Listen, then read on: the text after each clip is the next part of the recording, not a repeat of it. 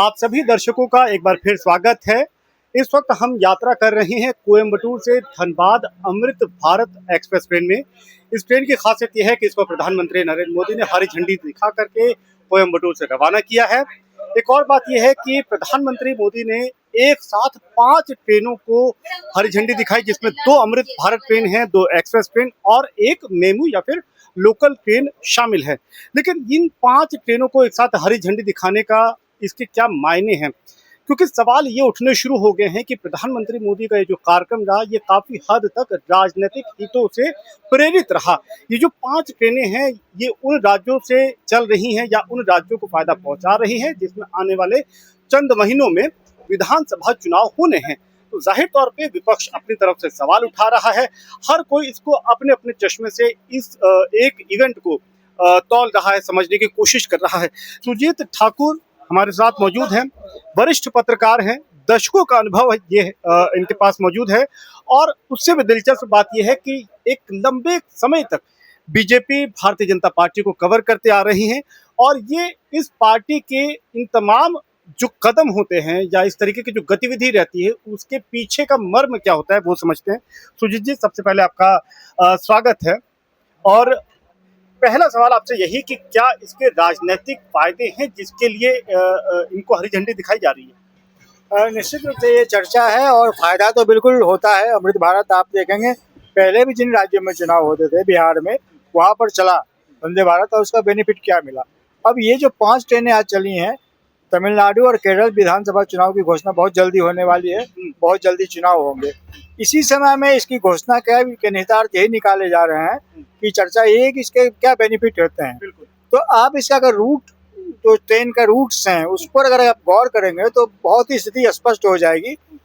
केरल में 25 से 30 सीटें और तमिलनाडु में 40 से 50 सीट ऐसी है लोक विधानसभा की, जहाँ जो जिनसे इस ट्रेनों की रूट बनती है। ये ट्रेन जहाँ से जाएंगी वहाँ पर इतने सीट हैं, अर्थात मतलब 40-50 सीट तमिलनाडु में और 25 से 30 सीट केरल में, यहाँ से गुजरेंगे। दूसरा, इसमें थोड़ा और डिग करें और थोड़ा अंदर जाएंगे तो आप देखेंगे कि केरल में भारतीय जनता पार्टी पिछली बार 9 सीटों पे नंबर 2 रही थी। ठीक है। और उन 9 सीटों पे नंबर 2 रही थी, उसमें से ये ट्रेनें गुजर रही हैं। ठीक। उसी तरह तमिलनाडु में 8 सीटों पर बीजेपी नंबर 2 पे रही थी और वहां पर भी ये ट्रेनें गुजर रही हैं। ठीक है। और हार जीत का मार्जिन 5000 वोट से कम, कहीं 200, 300 कुछ। श्रीधरन जैसे 300-400 वोट से हारे थे पिछला चुनाव। तो उस लिहाज से ये गैप एक जो है भरने की कोशिश, और ट्रेन उसमें मददगार हो सकती है। समय ऐसा है कि निश्चित रूप से वो सोच करके, ताकि पब्लिक को, वोटर्स को लगातार लगे, जल्दी लगे कि ट्रेन बेनिफिट कर रही है हमें। लेकिन सुजीत जी, फायदा पहुंचाएगी, फायदा होगा, ये एक प्रोबेबिलिटी तलाशी जा रही है। क्या इससे पहले जिन ट्रेनों को हरी झंडी दिखाई गई, चाहे अमृत भारत हो चाहे वंदे भारत हो, क्या वहां पर बीजेपी को कभी फायदा मिला? क्योंकि इससे इस बात को बल और मिलेगा। अगर फायदा मिला है तो ये लॉजिक काम कर रहा है। तो आप अपने बीजेपी के जो पिछले इस तरीके के एक्शन रही हैं, जहां पर ट्रेनों को उन्होंने हरी झंडी दिखाई, उसका एनालिसिस आप कैसे करते हैं? देखिए, स्टेट वाइज स्पेसिफिक एनालिसिस मेरे पास उपलब्ध नहीं है, लेकिन जब लोकसभा चुनाव पिछला 2024 का जब हुआ था, तो उसमें उस समय में जितनी भी ट्रेनें चली थी, लोकसभा चुनाव से जस्ट पहले, 6 महीना पहले, 7 महीना पहले, 3 महीना, 2 महीना पहले, उसका एक एनालिसिस है, तो लगभग 77% सीटों पर उसका असर हुआ था। और भारतीय जनता पार्टी जो 240 सीट जीती थी, उसमें 24-25 सीटें ऐसी थी जिसमें ट्रेन के चलने से बेनिफिट हुआ। ये एक सर्वे किया, एजेंसी का नाम मुझे याद नहीं, लेकिन ऑथेंटिक सर्वे था उस एजेंसी का। और ये रेल मंत्री और रेलवे के अधिकारी भी स्वीकार करते हैं कि अगर सुविधा होती है तो पब्लिक चर्चा में करते हैं, यार मोदी जी दे रहे हैं तो क्या दिक्कत है, या कोई और दे रहा है क्या दिक्कत है। तो बेनिफिट तो मिलता है और इसका भी बेनिफिट मिलेगा। अगर नहीं होता तो आप समझिए कि चुनाव से जस्ट पहले क्यों, जब बिहार से चलाई थी अमृत भारत, तो उस समय यहाँ से क्यों नहीं चला? क्या उस समय डिमांड कम थी? नहीं थी। लेकिन बिहार में चुनाव था तो वहाँ बेनिफिट कर दे। तमिलनाडु केरल में चुनाव है, यहाँ कर दे। आंध्र प्रदेश से तो नहीं शुरू किया, बिल्कुल तेलंगाना से शुरू नहीं किया।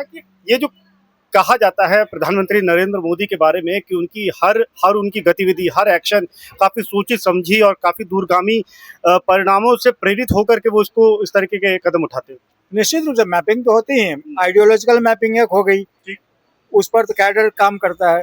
दूसरा डेवलपमेंटल हो गया, जिसमें मिनिस्टर्स काम करते हैं और जो मिनिस्टर के अंदर अधिकारी होते हैं वो भी उससे अपने को लूप अप करते हैं, लाइन अप करते हैं। क्योंकि आदेश होता है ट्रेन चलानी है, इसका रूट क्या होगा ये कौन तय करेगा। हो सकता है धनबाद नहीं जाती, बीच में ही खत्म हो जाती, ऐसे भी हो सकते हैं वहाँ ज़्यादा फायदा होता, कॉमर्शियल देखा जाए तो। लेकिन विजन जो प्राइम मिनिस्टर का है और वो पॉलिटिकल स्टेबिलिटी के लिए बहुत ज़रूरी है कि उनकी सरकार रहे ताकि वो अपने विजन को आगे ले जाएं, तो इस लिहाज से इन ट्रेनों का बेनिफिट होता है। एक चीज़ और मैं दिलचस्प बता दूं सुजीत जी के बारे में कि उनको एक अच्छा खासा अनुभव है। दक्षिण में जो चुनाव हुए हैं वहाँ पर भी उन्होंने काफ़ी ग्राउंड वर्क किया है। तमिलनाडु में जब चुनाव थे विधानसभा के तब भी सर ने वहाँ पर काम किया था। यही वजह है कि जो मेरा अगला सवाल है वो उत्तर भारत और दक्षिण भारत में वोटर कैसे रिएक्ट करता है, वोटर का रुझान क्या होता है, वोटर किस तरीके से उसके विचारों को प्रभावित किया जा सकता है, उस लिहाज से है ये गणित दी जाती है कि उत्तर भारत में तो इस तरीके की जो योजनाएं हैं उसका फायदा मिलता है, लेकिन दक्षिण भारत में सेम गणित सेम तरीके का रिजल्ट पाना उतना आसान नहीं है। इन दो हिस्सों को आप किस तरीके से देखते हैं? देखिए, समय बहुत तेजी से बदलता है। मोदी जी 11 साल से प्रधानमंत्री हैं, इस समय 12वां साल में जा रहे जब यहाँ पर चुनाव होगी उस समय में। उत्तर भारत में जाति आधारित वोटिंग का पैटर्न रहा, जाति हावी रहती है। दक्षिण भारत में विचारधारा नॉन हिंदी वर्सेज हिंदी, तो उस अस्मिता पर लड़ी जाती है, साउदर्न प्राइड के नाम पर लड़ी जाती है। तमिलनाडु में हिंदी बोलने को लेकर के और तमाम तरह की बातों को लेकर के हमेशा विवाद रहा है। लेकिन हमें यह नहीं भूलना चाहिए कि अब शहरीकरण बड़ी तेजी के साथ हो रहा है और उत्तर भारत के बहुत सारे लोग दक्षिण भारत के कई इलाकों में, गुजरात के, महाराष्ट्र के लोग कई हिस्सों में, तमिलनाडु में, केरल में, आंध्र प्रदेश में यहाँ पर रहते हैं, वो वोटर हो चुके हैं यहाँ के, और वो निश्चित रूप से भाजपा को बूस्ट देते हैं और उसकी आइडियोलॉजी के साथ कुछ जो लोकल हैं वो भी जुड़ते हैं और वो बेनिफिट है। नहीं तो आप मुझे बताएं कि तमिलनाडु में भारतीय जनता पार्टी के पास ऐसा क्या है कि वो 8 सीट पर नंबर 2 रही थी, केरल में ऐसा क्या है जहाँ नंबर 9 सीटों पर नंबर 2 रही थी। तो इसका मतलब है कि वो शहरीकरण की प्रक्रिया जो है उसमें ये जो वैचारिक है हिंदुत्व बनाम नॉन हिंदुत्व या क्षेत्रीयता, वो धीरे धीरे कमजोर पड़ती जा रही है, खत्म नहीं, मजबूत आधार है, लेकिन इस तरह की जो गतिविधियां होती है डेवलपमेंटल वो बेनिफिट कर जाती हैं। एक यहाँ पे एक सवाल और उठता है कि चूंकि अमृत भारत ट्रेन को गरीब या उस वर्ग की ट्रेन माना जाता है जिसमें मजदूर को अफोर्डेबल किराए में यात्रा कर पाए। आपको याद होगा कि बिहार चुनाव के दौरान प्रशांत किशोर ने ये मुद्दा उठा दिया था कि जब भी प्रधानमंत्री मोदी बिहार में रैली करने आते हैं तो अमृत भारत ट्रेन का या उन ट्रेनों के बारे में जिक्र करते हैं, हरी झंडी दिखाते हैं, जिससे कि प्रवासी मजदूर या बिहार का आदमी रोजगार के लिए बाहर चला जाए। ऐसे में अमृत भारत ट्रेन को तमिलनाडु से चलाना, तमिलनाडु में चलाना, वहाँ के उस रूट पे चलाना, ये कितना फायदा देगा और क्या वो जो उस टाइम का लॉजिक दिया गया था वो यहाँ पर काम नहीं करेगा, कहीं ये बैकफायर ना कर जाए बीजेपी को? नहीं, देखिए, बिल्कुल उनका जो लॉजिक था उसमें भी दम है और ये जो कदम उठाया गया उसमें भी दम है। ये राजनीति में और जो डिमांड्स होती है ना लोगों की, वोटर्स की डिमांड्स होते हैं, वो डिमांड और सप्लाई पर निर्भर करता है। बिहार, झारखंड, पूर्वी उत्तर प्रदेश या उत्तर प्रदेश, इन सब राज्यों में ये डिमांड होती है कि यहाँ के जो कामगार हैं, जो श्रमिक हैं, जो प्रवासी मजदूर हैं, उनके जाने के लिए सुविधा नहीं है, धक्का मुक्का में जाते हैं। तो अमृत भारत उन्होंने शुरू कर दिया और उससे उनको सुविधा मिली, सुविधाजनक तरीके से सस्ते दामों पर चले जाएं। तमिलनाडु में ये उल्टा नहीं पड़ेगा, बल्कि बेनिफिट होगा। यहाँ की जो इंडस्ट्रीज हैं, यहाँ पर उसको भारत का मैनचेस्टर भी कहा जाता है, कोयम्बतूर हो, त्रिशूर हो, जहाँ पर भी आसपास के इलाके हैं, बिजनेस हब्स हैं, इंडस्ट्री के हब्स हैं। तो इंडस्ट्री की डिमांड है कि हमें लेबर सस्ता चाहिए, लेबर यहाँ मिलता नहीं है, तो लेबर लाएगा कौन? तो उसके लिए उन्होंने बात की, सरकार ने की कि भैया लेबर भी मिल रहा है और जहाँ लेबर को ज़रूरत है ट्रेन की, वहाँ भी इंडस्ट्री को जहाँ लेबर लाना, उसके लिए भी ट्रेन एक माध्यम है, तो जाहिर सी बेनिफिट होगा इसका।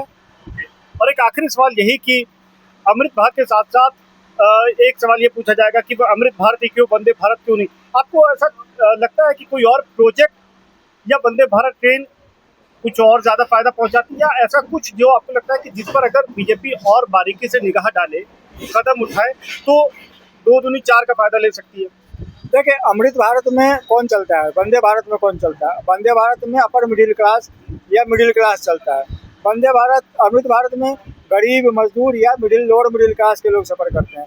तो केरल और तमिलनाडु ऐसे स्टेट्स हैं जहाँ पर मिडिल क्लास और अपर मिडिल क्लास की संख्या ज़्यादा है वो ट्रेन की जगह हवाई जहाज भी अवॉइड कर सकते हैं। एयरपोर्ट्स भी ढेर सारे हैं, बहुत डिस्टेंस भी नहीं है, बहुत उनको दिल्ली नहीं जाना पड़ता है यहाँ से।